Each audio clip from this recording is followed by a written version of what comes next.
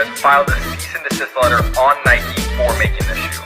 But because the release was so soon, it was a little bit too late. Obviously, Nike requested every single pair of these shoes back, but some of the shops that got them did not listen very well.